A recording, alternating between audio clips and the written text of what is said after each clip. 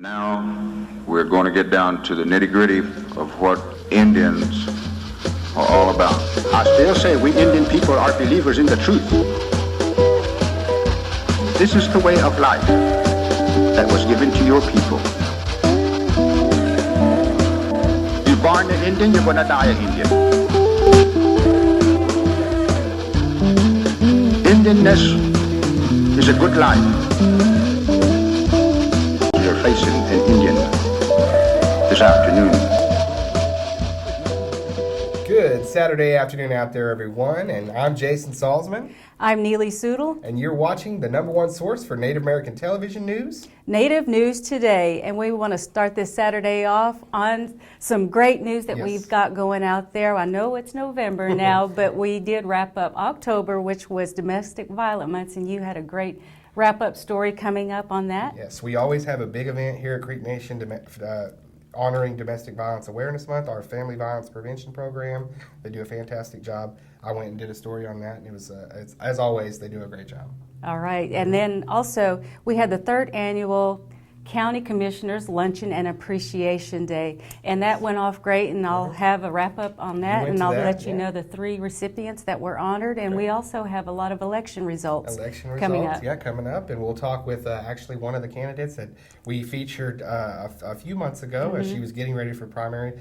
But Salina Dornan, unfortunately didn't win that election there, but gracious in defeat, she gave us some comments for our viewers here. That's right. Wanted to thank everybody, so we'll get to that too. And also, great folks at the Tulsa RV Ranch, they wanted to say thank you to the Creek Nation for that partnership that we've had with them for several months now, actually last year. In their existence. So they wanted to say thank you, had a lot of people out for their open house recently, and definitely wanted our viewers to know what they thought of partnering up with Creek Nation and what it's done for that Yeah, operation. we've done a lot of business there and a lot of sponsorships, partnerships there. Yes, we have. We absolutely have. And also, we'll get to it a little bit later on in the show, but there's a big event coming up in Washington, D.C., Muskogee Adola Festival. We'll talk about it a little bit, but Neely's actually going up there, so she'll be gone next week, so we'll have a little bit of an abbreviated episode for you guys next week. We just can't do much without it, with everybody gone, and the Creek Nation's going to be up in Washington. So don't go anywhere. We'll be right back after this first break. You're watching Native News Today.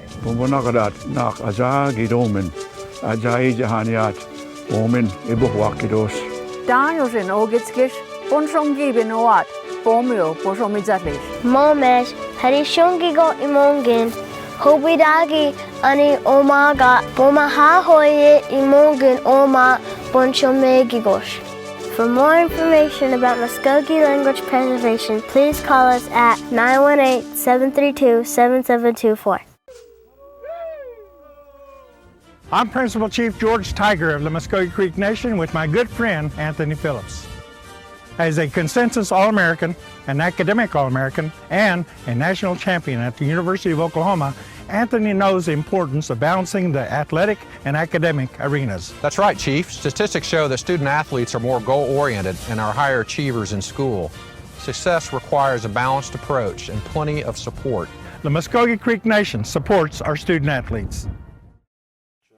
The Muskogee language has always been a part of my life, and so I grew up speaking the language, and I've used it throughout my life. I found that people were interested in learning the language and wanting to revitalize it. The language immersion method of teaching is one that I'm comfortable with. It's a way of reconnecting with our histories and our cultures, and to give this gift or pass this gift on to our children. Mado, hadam chihijahlis.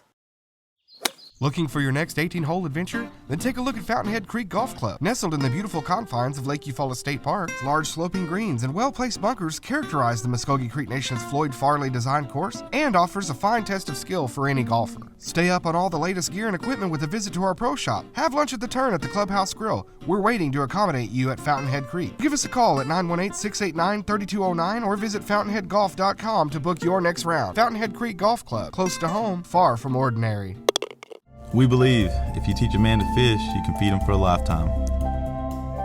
We believe that transitioning convicted citizens back into our communities enhances public safety. We believe that every citizen, even ex-prisoners, are important and are capable of change. We believe in reclaiming our citizens and investing them back into a culture that embraces healing and restoration. We believe in reintegration. I pledge to embrace and educate offenders in an effort to stop their abuse. I pledge to all women to love them, protect them, and teach them that violence does not belong in our communities and is not our tradition. I pledge to take full responsibility for myself and the women and children of the Muskogee Nation. I pledge to work courageously and audibly to fulfill this pledge for the rest of my life.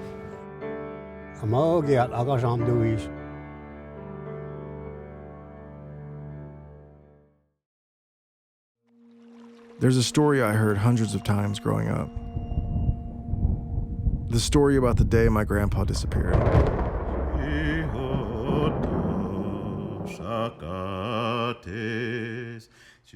I grew up in a world of songs.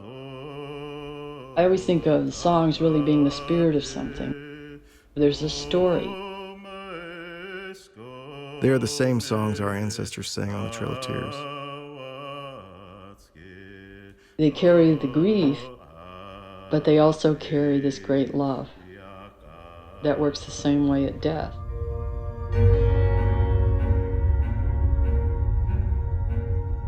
There was one little drop of blood on the back fender. And his glasses was on the dash.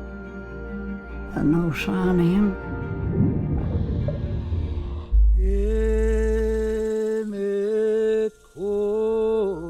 As they searched, you could hear these songs echo through the forest. I didn't realize what that would lead me to. A whole rich story of American music history that had never been told. What would you say is the first American music?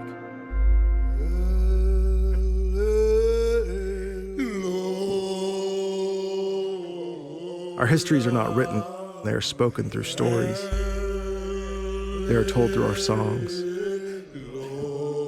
I want to talk to that man, but he's gone. He's gone somewhere.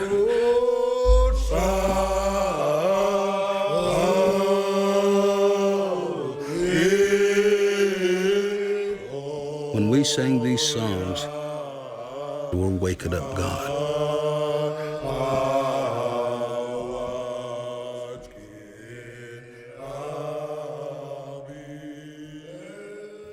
And welcome back, Neely Soodle along with Jason Salzman. A great segment coming up. You had a chance to go to the domestic violence event held here at the Muskogee Creek Nation. Yeah, they do a great job. The Family Violence Prevention Program, Sean Partridge and the crew there. But really what's been neat here in the last year or so is the initiative that they've started with our Muskogee men and the Warriors Honor Women group. Really had a great presence there. They recited the pledge for everybody, and I was just so honored and glad to be able to follow this story from a great event.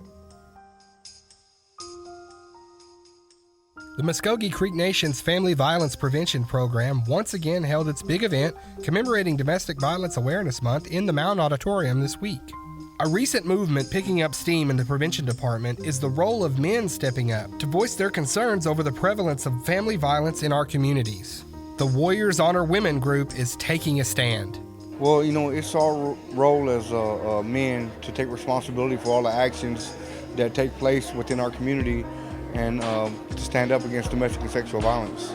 You know, it happens every day in our homes, and our children see this, and when our children see these types of things, they get molded and think that it's right. But it is our responsibility as men to stand up and teach these young guys and young girls that sexual violence and domestic violence will not be tolerated by any of us that are participating in our Warriors Honor Women men's group. One of the biggest commitments for the group is each member's lifelong pledge, a pledge that they recited for the audience in attendance.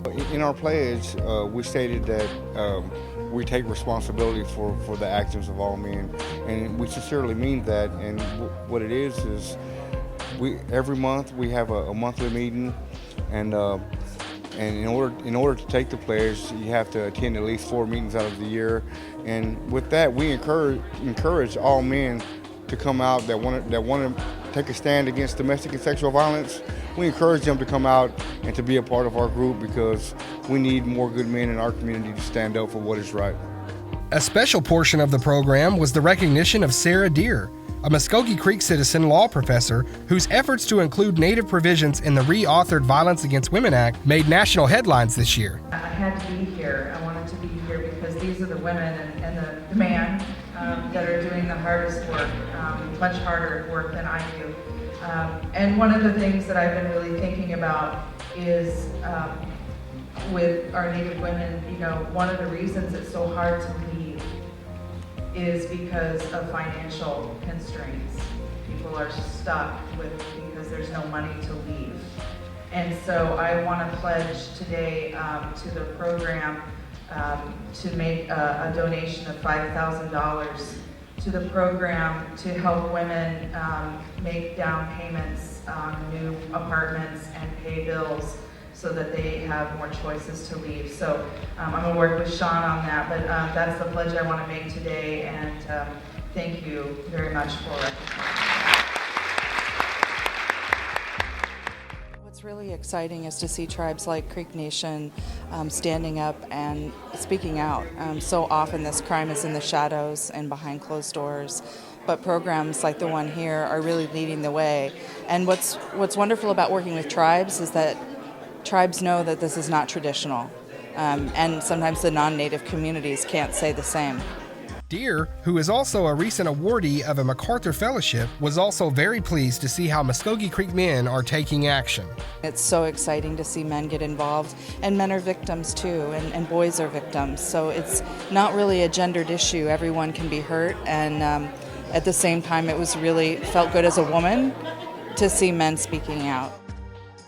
Always a great event there, Domestic Violence Awareness Month. Want to thank them again for having us over. Shifting gears now and staying here on campus over at the Muskogee Dome, the 3rd annual County Commissioners Luncheon hosted by our Tribal Transit Department. And they do a great job with this, and really it's all about strengthening these partnerships. That's right, and there were at least 100 different people there that we have these partnerships with in the 11 county district that we work with, so it was a great event. Yeah, and it's a wonderful story. We hope you enjoy it. The Muskogee Creek Nation Tribal Transportation Program and its subsidiaries hosted county commissioners from within the tribal jurisdiction on Halloween during the program's 3rd annual meeting and appreciation luncheon. Tribal Transportation Manager Charlie Lesarge said, "This is a great partnership that the nation wants to nurture for years to come." This is our 3rd one, and it's got larger every year. And one of the main things this year we did different is we included DHS staff that we get our 5310 grants that we give us vehicles every year for our transit system. We also had the lady that's over the United Ride Council, which is Governor Fallon's appointed transportation committee, and I've been lucky to be appointed to that board about 3 months ago. We had county commissioners from all areas. We had mayors from 2 or 3 different cities, and there was just more involvement this year than before, and I think it's probably going to get bigger and bigger every year we have it. The luncheon included 3 top appreciation awards to recipients that have gone above and beyond. Jamal Massah, who works with the State Department of Human Services, helped the tribe obtain monies to help purchase new vehicles that are equipped to transport those with special needs. Mike McCormick with McGuire Brothers Construction helped resurface and pave the nation's parking lots. And Tom Edwards with Cross Timbers Consulting for his all-around assistance with inspections, design, and environmental services. Lesarge said the partnerships are so important to maintain. It also saves money with all those who are involved. Cities and counties are short of funds. They don't have money out there to build roads and maintain roads, so we're their only option. We get about $7 million a year for federal roads, and we, since I've been in, we've really believe in the word collaboration, and whenever we do a project with the county commissioners, instead of bidding it out to the public, we save monies using their 6-month contracts as far as purchasing gravel, purchasing asphalt, and other materials needed. And they also perform some of the work that we would have had to pay with the regular contractor out there. They do that work, and it saves us money within the cost of that project, so that whatever dollars we save just goes to the next project. And county commissioners aren't used to having the money available to build the roads like we can.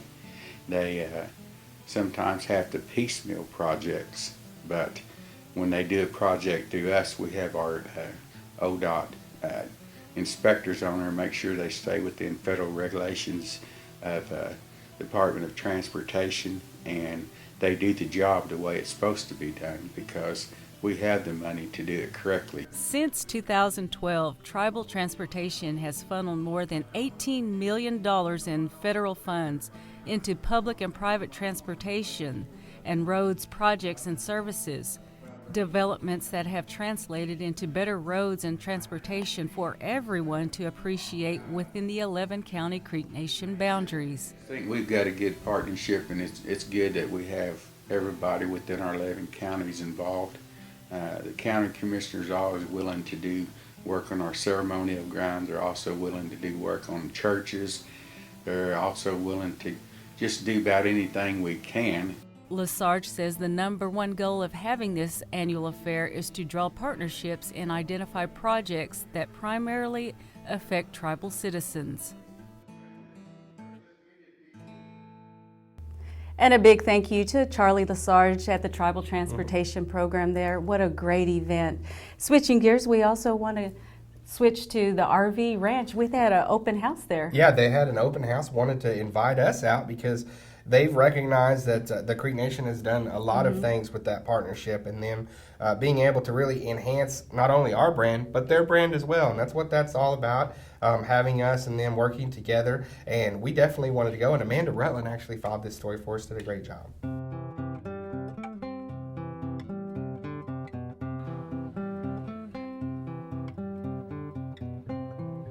Okay, my name is Jim Stevens. I'm the promotions director for Tulsa RV Ranch Arena.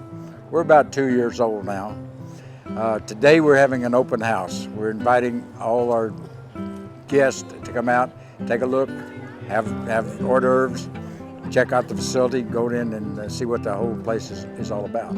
Well, we do a lot of rodeos here, and we've got a bunch of big events. We do the Super National Outlaw Tractor Pulls, which we partner with the Creek Nation. We got the PBR rodeos.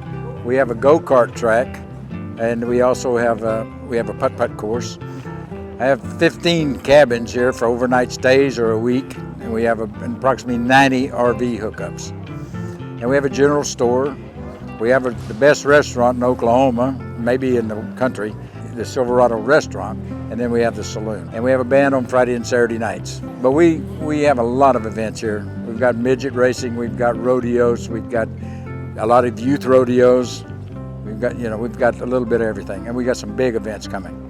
Hi, I'm Pete and Beverly Madison, and we're the owners of the Tulsa RV Ranch. And we're happy to have everyone out for our open house tonight. We did kind of put off an open house for 2 years due to the fact that we never really figured out where we were going. It just kept growing. As we evolved, we realized there was need for more items. For example, we originally started out with a small restaurant, a bar, and a rodeo arena. But as more communities started coming and enjoying our facilities, they kept asking for a bigger type of a facility, a larger arena, one that could handle a lot of the bigger events. The covered arena, the stall barn, which now we can hold almost any event, equestrian event. The one that I laugh is that kept asking was the steakhouse. We had been asked and asked to have a real restaurant that it can cover anybody in our community and handle all their restaurant needs, and it ended up being exceptionally successful. We're very happy about that. And we were very lucky to get Chef Ron LaRue, 20 years at Okmulgee University. And one of the things that's made us be able to get to the level that we've gotten to here is the involvement with the Creek Nation. Muskogee Creek Nation has been behind us from day one with sponsoring events, putting on the PBR, putting on tractor pulls, putting on the various things we've had over the last couple of years. And it's just been such a wonderful marketing partnership that we've had with them to be able to grow like we've grown.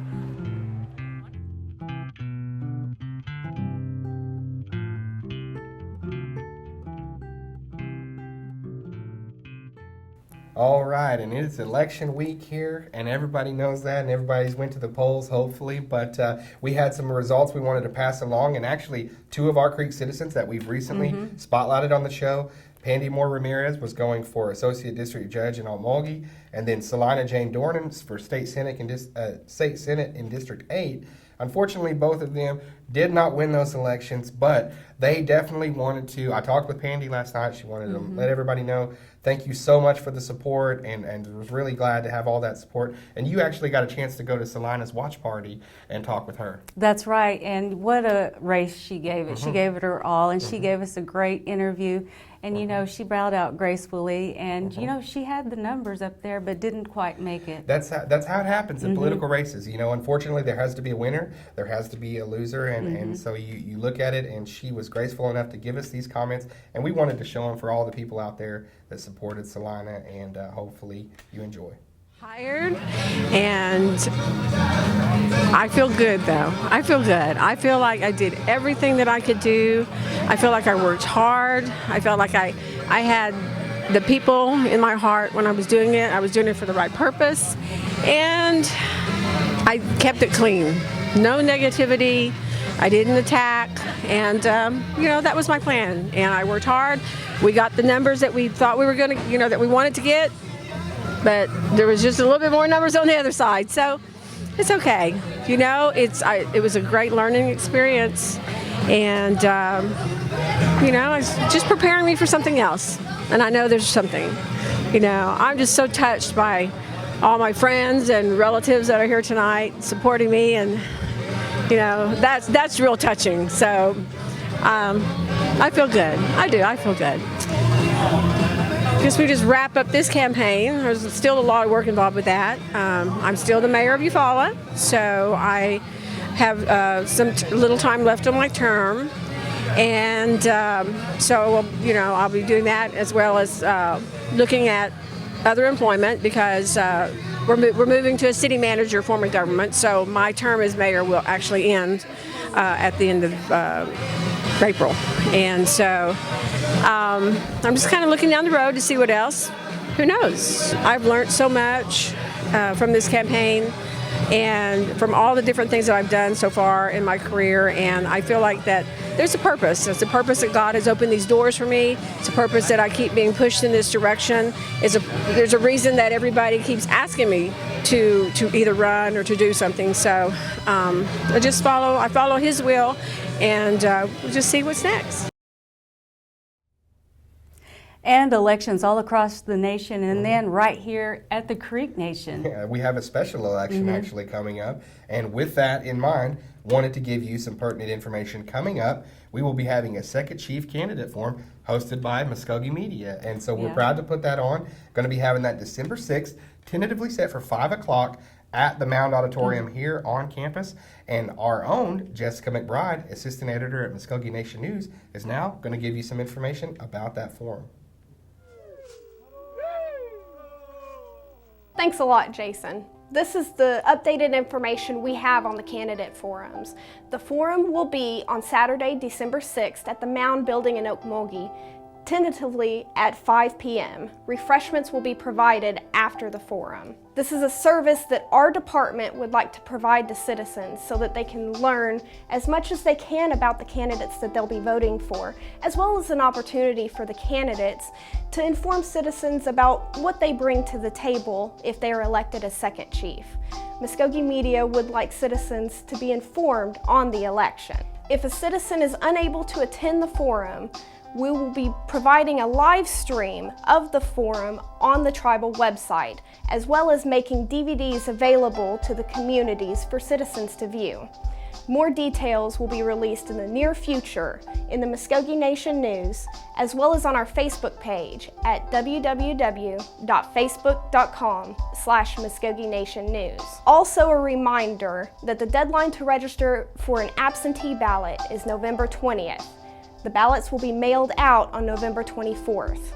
The precinct registration deadline is December 3rd. Citizens will need to call the election board to register and verify or update their current address. The election primary is set for December 13th. If a candidate does not receive at least 51% of the votes, then the general election will be held on January 10th. The protest period for candidates to protest the election results is December 15th through the 19th. For more information, please contact the Muskogee Creek Nation Election Board at 918-732-7685 or by email at election@mcn-nsn.gov. Thanks a lot, guys. Now back to you. All right, thank you, Jessica, for that great information, and we hope everybody out there had pen and paper, writing that down, making sure you're going to be at the candidate forum, because I tell you what, we're not going to put all this effort out to put it on if you people aren't going to come out. I know, Right. and you know, as of Wednesday, when the filing date was, there were a lot of candidates out there and probably a lot of surprises. And a lot of people interested in this race. You know, as I said, we call it a special election. It really is. It's unique, you know, because it's not our regular order of things. And I know that we're looking at it as an opportunity now, and a lot of these candidates are as well. They're looking at this as an opportunity to make a difference, and I know some of the voters are excited. So definitely want to see you at that candidate forum, and I want to see you in Washington, D.C. next week. Well, you know what? I won't, actually. I was going to say, you know what? You'll get your wish, because I am going to D.C. and I will come back with some great stories that you don't want to miss. I want to see a bunch of selfies, like in front of like the monuments and stuff like that. Here's me at the Jefferson Memorial. Here's well, me maybe I could do that. Yeah. You know. Here's me at the Vietnam Memorial. All that good stuff. So well, no, I hope to get all of that in the know off time, because there's a lot to see out there. There's a lot to see, but there's a lot going on with the Muskogee Adalwa Festival. We're talking about, and you saw it a little bit earlier in the show, Sterling Harjo's trailer for his film This May Be the Last Time. They're going to be showing that at this Adalwa Festival. They're going to be having the play, The Dawes Commission, will be performed live right there. We're going to have all kinds of Creek artists, Creek culture, Creek administration, Creek TV personalities right here, you know, so it's all kinds of things going to be going on at the Muskogee Adalwa Festival. And I know you guys are excited, and not only are you going to get a chance to cover that, but you're going to be able to cover some other things in and around Washington. So it's just always a great time in the nation's capital. I think also you guys might go over to that Washington football team stadium and maybe put some pressure on them over there. Hey, that would be a good idea. There's going to be at least 200 Muskogee Creek citizens there in Washington at one time, so that might be a time to make a statement. You got it. Well, we want to thank you all for watching us this week. If you can't catch us on TV, always watch us on our YouTube channel. You can go to the website and access us there, Muskogee Creek homepage, go to Facebook, go to Twitter, and next week we're going to be having some special history series for you again. So for Neely Siddle, I'm Jason Salzman. Thanks for watching us here on Native News Today. We'll see you next Saturday. Bye-bye.